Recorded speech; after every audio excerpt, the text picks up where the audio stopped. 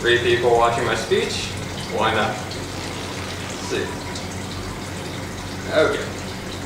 So, have you ever seen those commercials about prescription medications where they're showing an individual that's happy and enjoying life and there's nothing to worry about in their life or stress about?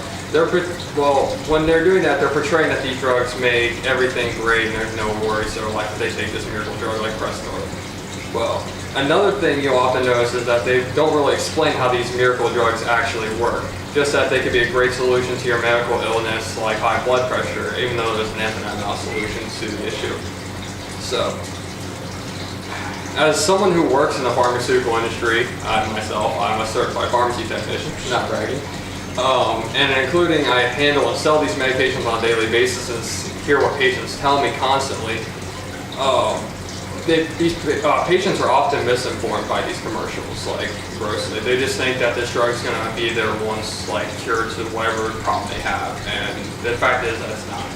I believe there are numerous issues with pharmaceutical companies being able to advertise like any other product on TV because you need a prescription from a doctor in order to get it first off. You can't just go off and buy it on your own, and this puts pressure on doctors.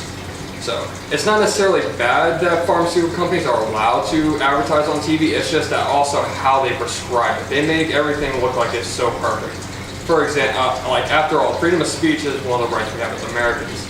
And that being said, the FDA, according to the FDA, we are also the only country that allows prescription medications to be advertised on TV so freely.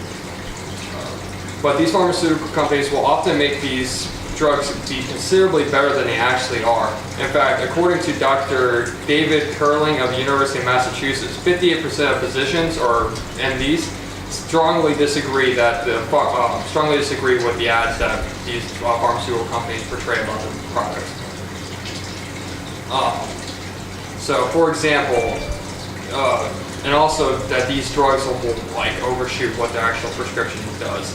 So, for example, according to Dr. Sidney Travel on PBS, a PBS documentary, the commercial for Abilify shows a happy little antidepressant pill going off and saving this cartoon little lady's life and portraying a superhero essentially. And essentially, Abilify is an antidepressant, and if you watch this commercial on TV or even on YouTube, you'll see that this prescription is targeted to children, but it's a medication for adults. It's an antidepressant, a very powerful antidepressant at that.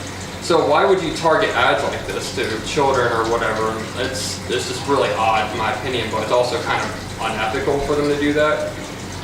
Because you don't want to end up getting a child thinking that Abilify is a great drug for a child because the 7-year-old should have severe depression. So in 2009, the FDA actually complained about this pharmaceutical company called GSK, which they did not highlight. They did tell you in a way at the very bottom of the screen, a quick little banner about this warning about having stroke, heart attack, and your heart actually collapsing on itself. For this medication called Treximent, which they didn't even talk about. They had this little quick banner that appeared in the last 20 seconds of the commercial that just flew by really quickly with all the issues and stuff like that. And didn't even talk about it, and you could barely see it because it blended in with the background of the video as well, or of the ad. And this was a big issue for the FDA. In fact, they did it several times for several other medications that GSK, this pharmaceutical company, did actually produce. These TV ads influence patients' opinions on what the best treatment is for them. Then they put pressure on their doctors, who are often advised or paid to actually write out these prescriptions for these drugs, believe it or not. And they are often, and also they want to keep their customers happy or their patients happy. So they sometimes actually prescribe, I believe it's 2 to 7% from the University of Stanford, where doctors actually cave into pressure from their patients for these prescription medications, which may not sound like a lot, but it's pretty considerable for the pharmaceutical industry if they make 2 to 7% more profit. So, as a pharmaceutical company, should be allowed to advertise like any other company, but they should be restricted more by the FDA and the DEA and all these other federal government organizations, because they often advertise what the drug actually does do, but they over-exaggerate it horribly, and they also make it appeal to children and these people that actually don't need this medication. And it's wrong, it's just morally, ethically wrong. So if you liked it, give me a thumbs up. Peace. I'm going to actually include that last part. And that is my audience still.